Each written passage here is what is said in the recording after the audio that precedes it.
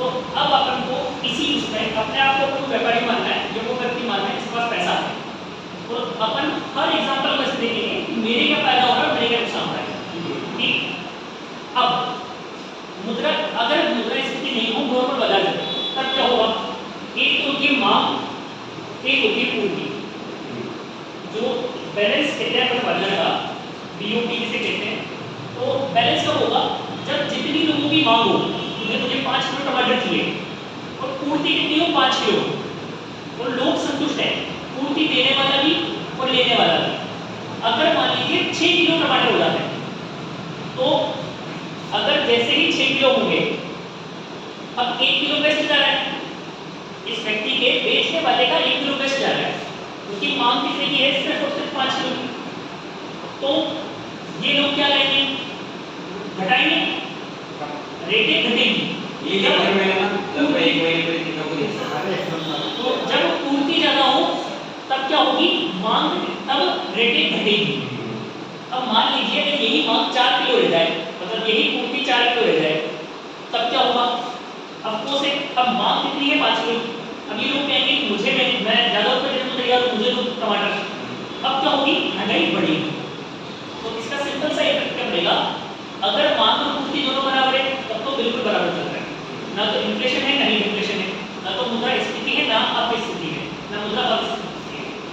पर मांग ज्यादा है तब कीमतें बढ़ेगी, यानी मुद्रास्फीति की कंडीशन। और जब पूर्ति ज्यादा है तब मांगे घटेगी। अब महंगाई और मुद्रास्फीति में डिफरेंस होता है। महंगाई होती है एक या दो चीजों की का वो वैल्यू बढ़ता है। मुद्रास्फीति हम कहते हैं जब बहुत सारी चीजों की लगभग वो टाइम तक वैल्यूज बढ़ जाए। तो अपने को क्या देखना है? मुद्रास्फीति क्या है, क्या क्या प्रभाव पड़ेंगे। आपको से एग्जाम दो, उसमें ये चीज आएगी कि भाई आज मैं पैसा दे रहा हूँ, लेने वाले को क्या फायदा है, देने वाले को फायदा है। अपन ये सारे फैक्टर्स देखेंगे कि किसको फायदा है, किसको नुकसान है। फिर अपन देखेंगे कुछ टॉपिक्स जैसे मुद्रास्फीति, मुद्रा अपस्फीति, या फिर मंदी क्या है, बूम क्या है, या फिर तब अपन कहेंगे कि रिसेशन आ रहा है। इन सब चीजों को समझेंगे और ये शायद काफी। फिर इसके नाम है सीपीआई क्या है, डब्ल्यूपीआई क्या है, बात। अब सिंपल सी बात अपन छोटे छोटे एग्जांपल से करते हैं और सबसे मेन चीजें समझेंगे कि सरकार को क्या करना चाहिए। मंदी की कंडीशन में क्या करना चाहिए? मंदी की कंडीशन कब पैदा होती है? जब कोई खरीदना ही नहीं चाहे, लोग अपने पैसे को अपने पास बचा के रखना चाहें और कोई भी लोग मार्केट में पैसा नहीं देना चाहे, तो वो मंदी आ जाती है उसमें। कोई भी लोग व्यक्ति खरीदने के कोई इंटरेस्ट नहीं है। मुद्रास्फीति कब है? जब बहुत ही ज्यादा महंगाई के दाम होते हैं। तब अपन एक चीज अपन देखेंगे, सरकार को क्या उपाय करने चाहिए मुद्रास्फीति से निपटने के लिए, तो मंदी से निपटने के लिए। अब इसके लिए अपन को थोड़ी बहुत चीजें समझ में आनी चाहिए। एक होती है रेपो रेट और एक होती है रिवर्स रेपो रेट। एक तो होती है रेपो रेट, एक होती है रिवर्स रेपो रेट। ठीक, हमारे पास मेन जो बैंकों की रेगुलेटरी संस्था है वो कौन है? आरबीआई। अब इसको अपन ना सिर्फ दो चीजों में देखते हैं। यहां पर है आरबीआई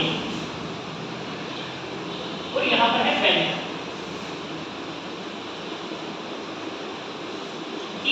पूरा कॉन्सेप्ट इसमें चलेगा और इसको अपन और भी सिंपल उसमें देखें। यहां पर अपन देख रहे हैं बाजार और यहां पर देख लेते हैं लोग। देखो प्रोसेस क्या है, लोगों को कोई चीज चाहिए, चीज खरीदने के लिए उन्हें चाहिए था पैसा। पैसा खरीदने के लिए जाते हैं बैंकों के पास, वहां से लेते हैं लोन। ठीक, लोन को लेते हैं, बैंक उन्हें लोन देता है और बैंक उन्हें पैसा देगा, ऋण देगा। अब यही लोग, इनमें से कुछ लोग क्या करते हैं? बचत करते हैं। ये बचत करते हैं लोग बैंक के बीच में जमा कराते हैं। एक तरह से बैंक मीडिएटर का काम करती है। तो कुछ लोग बचत कर रहे हैं, उन्हीं पैसे को लोग ऋण देते हैं। अब बैंक के पास ज्यादा पैसा कहां से आएगा, या फिर उससे ज्यादा पैसा चाहिए, तो वो आरबीआई के पास जाएगा। तो वह रेट जिससे आरबीआई बैंक को रुपए देती है, तो वो कहलाती है रेपो रेट। ठीक, अब उल्टा करते हैं। अब आरबीआई ये चाहती है भाई मार्केट में बहुत ज्यादा पैसा हो गया, बहुत ज्यादा पैसा होने का मतलब है कि लोगों के पास बहुत ज्यादा पैसा है, तो पैसा है तो लोग खर्च करेंगे। खर्च करेंगे तो चीजों की आपकी पूर्ति तो पूर्ति तो वैसे वैसे ही है, तो कीमतों की वृद्धि होगी। हाँ, डिमांड बढ़ेगी। डिमांड बढ़ेगी तो महंगाई बढ़ेगी, मुद्रास्फीति बढ़ेगी। तो आरबीआई ये चाहेगा मार्केट में कम पैसा हो तो आरबीआई मार्केट से लेना चाहेगा पैसा। तो आरबीआई ने एक सिस्टम ये करता है, बैंकों से वो कहता है कि आप मेरे पास पैसा जमा करो, उसकी मैं आपको कुछ रेट पे आपको ब्याज भी दे दूंगा। अब बैंक ने इतना दिया है, एक ऐसा व्यक्ति मिल रहा है, विश्वास पात्र व्यक्ति है, वो उन्हें ब्याज भी दे रहा है देने के लिए, तो वो रेट जो आरबीआई बैंक को देता है जिस रेट पे, वो क्या करेगी, reverse repo rate. Repo rate क्या है, आरबीआई जिस रेट पे बैंकों को उधार दे रहा है वो तो रेपो रेट है। रिवर्स रेपो रेट क्या है, बैंकों ने जो अपना पैसा आरबीआई के पास जमा दे रहा है उसके उन पर जो ब्याज मिलता है उन्हें, पैसा मिलता है, वो कहती है रिवर्स रेपो रेट। दो चीजें और आपको देखनी पड़ेगी, एक होता है सीआरआर, एक होता है एसएलआर। अभी अपन इसी में देखते हैं, एक दो एग्जांपल और अपन सर्च करेंगे। मान लेते हैं मुद्रास्फीति है, यानी इन्फ्लेशन है मार्केट। अब अगर बहुत ज्यादा महंगाई है मार्केट में तो आरबीआई क्या चाहेगा, भाई बाजार में बहुत ज्यादा पैसा है, लोगों के पास पैसा है, महंगाई का मतलब ये है, तो आरबीआई चाहेगा कि बाजार से पैसे खींचने का, बाजार से पैसे खींचने का क्या तरीका है, बाजार से पैसे खींचने का मतलब है कि वो बैंकों के पास कम पैसा बचे, तो आरबीआई को क्या करना चाहिए, रेपो रेट में reverse repo rate. Repo rate क्या थी, बैंक आरबीआई जो बैंकों को उधार देता है, अब वो उधार देगा, वो कहेगा कि नहीं उधार दूंगा, आपकी रेट बढ़ा दो, तो रेपो रेट को क्या कर दे, वो बढ़ा दे। रिवर्स रेपो रेट कम कर दे। रिवर्स रेपो रेट लोन देगा इसे, हाँ, अगर वो कहने लगता है मैं तुमको ज्यादा ब्याज दूंगा तो मैं ही जमा करा दूंगा, तो भी बढ़ा देगा, तो रिवर्स रेपो रेट भी बढ़ा देगा। दोनों के तो अब क्वेश्चन आएगा कि सरकार को क्या कदम उठाना चाहिए, अगर मुद्रास्फीति की कीमत पे रेपो रेट बढ़ा देनी चाहिए आमतौर पर बढ़ती या है, रिवर्स रेपो रेट बढ़ा देनी चाहिए, ऐसे क्वेश्चन वो कैसे घुमा सकते हैं। आमतौर पर जितनी भी अब इनके पास दो ऑप्शन आ गए, तो रेपो रेट बढ़ा देना चाहिए, रिवर्स रेपो रेट बढ़ा देना चाहिए, वो घटा देना चाहिए, वो बढ़ा देना चाहिए। तो अपने क्या है, रेपो रेट भी बढ़ाना चाहिए और रिवर्स रेपो रेट भी बढ़ाना चाहिए मुद्रास्फीति। दूसरा, अगर मान लीजिए मंदी है, मंदी कब है, जब लोग सामान ही नहीं खरीद रहे, लोगों के पास पैसा ही नहीं है, अब लोग सामान कब खरीदेंगे, लोग पैसा लेंगे, पैसे के लिए वो बैंक में जाएंगे। अब अगर बैंक अगर महंगा देंगे तो वो ऋण नहीं लेंगे। अगर आज बैंक बहुत 1% ब्याज करते मान लो वार्षिक, हर रुपये करके क्या है लोन, तो वो चाहेंगे कि बैंक आपको सस्ता ऋण दे। सस्ता ऋण कब देगी बैंक, जब उसे आरबीआई सस्ता ऋण दे। तो इस कंडीशन में रिवर्स रेपो रेट क्या करें, ये रेपो रेट क्या करनी चाहिए, घटनी चाहिए, घटा देनी चाहिए, उसे सस्ता लेना चाहिए। और ये रिवर्स रेपो रेट ये भी कम कर देना चाहिए, भाई बैंक कहेगी कि मेरे पास पैसा रखो मैं तो आपको बिल्कुल ही बहुत कम ब्याज दूंगा, उसके पास वो करना जाएगा, तो ये दोनों भी कम कर देनी चाहिए। तो दो रेशियो तो अपने पास ये हो गए, तो अपने पास 4, तो ये क्लियर हो गया। एक चीज आती है सीएसआर, सीआरआर, एसएलआर।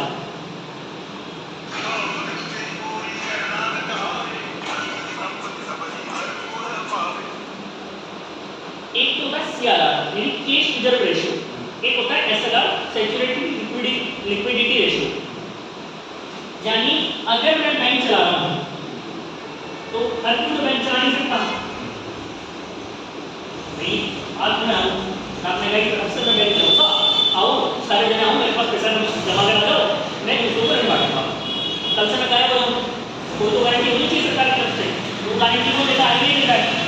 ऐसे हर कोई बैंक चलाने से पहले सरकार कहती है ठीक है बैंक चलाना चाहते हो पर कुछ पैसा आप आपके पास कैश में रखो। तो आपके पास मान लीजिए आप 100 रुपये का ऋण देना चाहते हो, 100 रुपये का आपका पूरा पेमेंट का हिसाब था, तो सरकार कहती है कि 100 रुपये का व्यापार करना चाहते हो, पहले 15% तो कैश में रखो, किसके पास, मेरे पास। तो सरकार कहती है 15% तो मेरे पास रखेगा, अब 85 पे व्यापार करना। फिर तो 85 लिमिट हो गए लोगों का, तो मतलब 15% का एक एग्जांपल लिया है, कुछ हो सकता है सीआरआर। अब वो कहते थे कुछ फिक्स रेशियो मान लीजिए 12% या 15%, 30%, वो कहते थे कि अब ये तेरे पास भी रख, तेरे पास भी बचा के रख, भाई कल से कोई डूबे करे कि तेरे पास पैसा हो। मान लीजिए आपने सबने 10,000 रुपये जमा कराया 3 दिनों में, दूसरा आया, चौथा जना आया कि मुझे ऋण दे दो, 30,000 रुपये ऋण लेके चला गया। अब आपको कभी भी मांग रहे हैं लोग जो जमा कराए थे, तो उस पैसों का क्या, तो सरकार कहती है कि कुछ पैसे तेरे आपके पास दे रखो, तो वो कहलाती है सिक्योरिटी लिक्विडिटी रेशियो। ये कुछ कैश के पास, ये बैंक को खुद के पास जमा करना पड़ता है। क्वेश्चन आ जाता है सीआरआर कहाँ पे रखना है? आरबीआई के पास। एसएलआर कहाँ रखना है? बैंक के पास, खुद के पास। अब कितने परसेंट? अब ये आता है, ये कुछ कैश के रूप में रखना पड़ता है। इसमें वो चाहे तो कैश रख ले, गोल्ड रख ले, या फिर कुछ भी लिक्विडिटी रख ले, इसमें उसके पास छूट है, गोल्ड रख सकती है। एक और पड़ रहा है तरलता। तरलता होती है मतलब कितना ज़्यादा कैश फ्लो, आपके पास कितना पैसे हैं, जिसे आप जल्दी से, लिक्विडिटी हिंदी में जिसे अपन कहते हैं तरलता, उसका मतलब होता है कितनी जल्दी फ्लो कर सकता है कोई भी चीज़। अब फ्लो करने में सबसे ज़्यादा आसानी किसे रहती है? कैश। आपको मुझे कोई भी चीज़ करानी है, बाजार में सबसे आसानी से कौन फ्लो करता है? कैश। तो जितनी, हाँ, उसके बाद हम मान सकते हैं गोल्ड है या फिर अब मैं इस स्कूल को लेके चला जाऊँ कोई भी चीज़ खरीदने, तो स्कूल को फ्लो हो सकता है, हो सकता है कि इसको जरूरत हो, इसको नहीं हो, तो ये बहुत ज़्यादा लिक्विडिटी नहीं, मतलब बहुत ज़्यादा लिक्विड नहीं है। तो कीमत तो है पर पैसा है, हाँ, बड़ा करना है। हाँ, तो वो होती है लिक्विडिटी, तरलता। तो अब आपको तरलता देखना पड़ती है। अब अपन इन दोनों में भी देखेंगे कि भाई सीआरआर और एसएलआर। अब दूसरी वापस